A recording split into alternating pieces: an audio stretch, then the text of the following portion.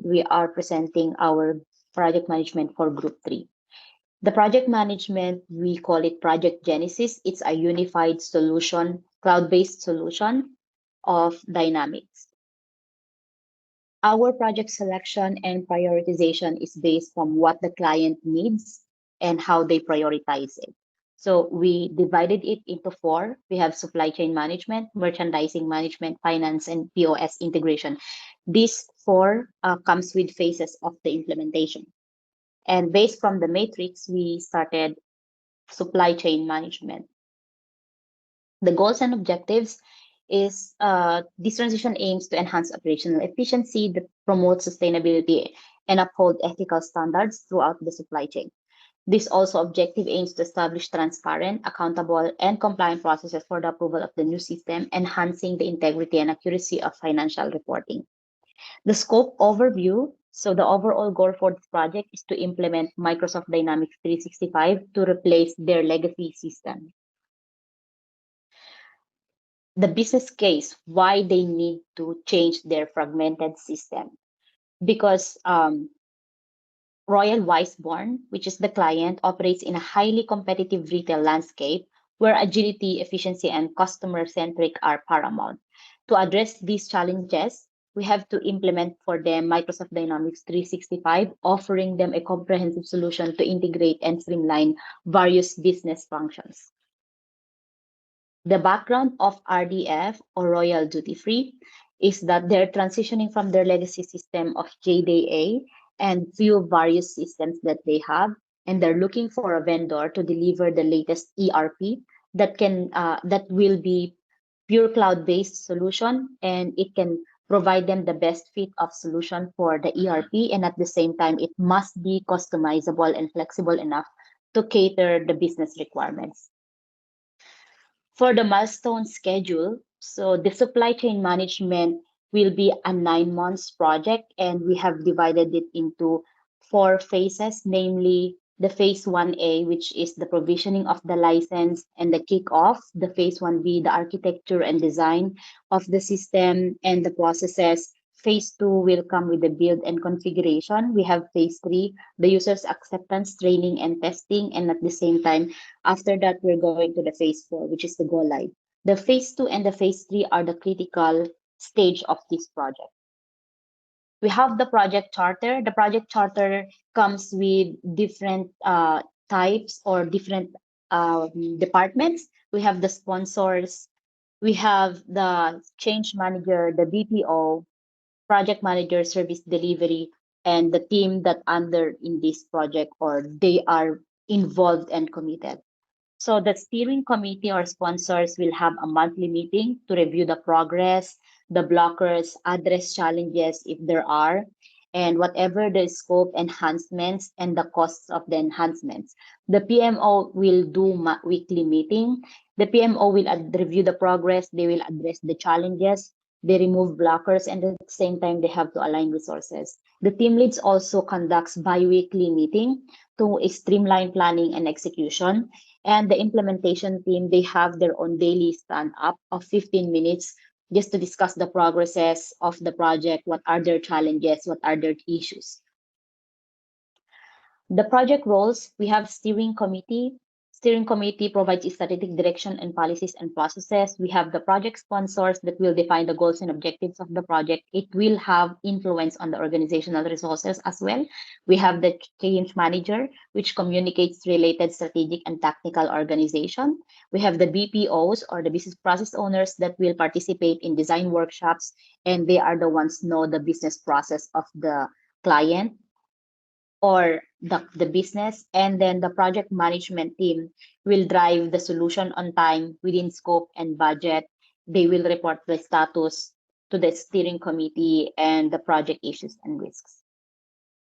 Now let's move to the stakeholder analysis.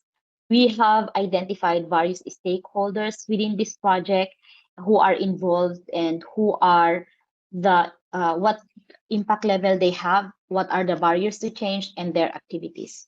So we have sponsors and the PMO, project manager, the business process owners, implementation team, and the barriers to change and the activities they're doing within the project scope. So we have the scope of work. The scope of work is basically the listed scope of work that will be covered for the supply chain management. We also have added a customization of the buying income module that we call. This buying income sits or needed from the sales team and at the same time by the finance. We have assumptions. Assumptions are these listed inside the contract of the client, which are the agreed and which are the things that are not included. So the historical migration of the from the legacy system will not be included in the project.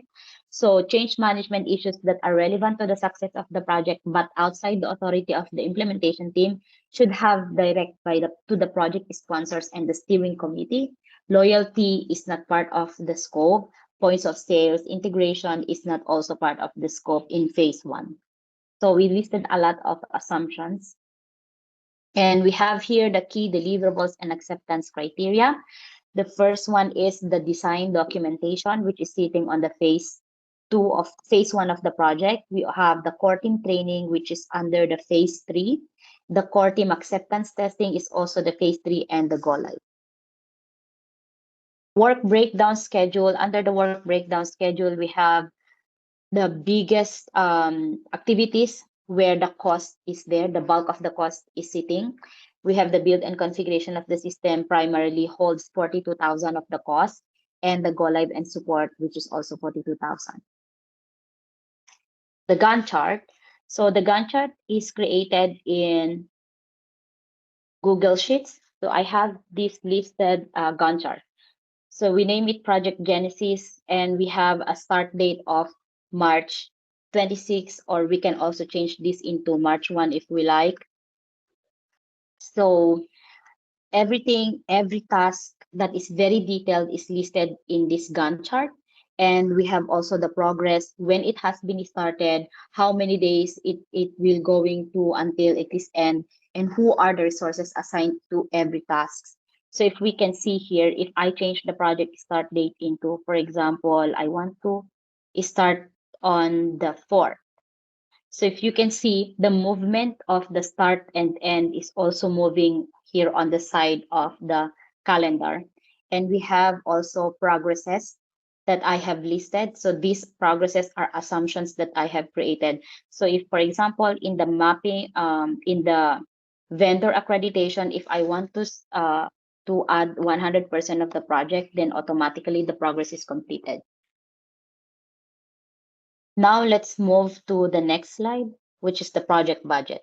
The project budget is comprised of 453,500. This budget is breakdown into every task and assigned resources, if it's fixed or if it's like how many days also.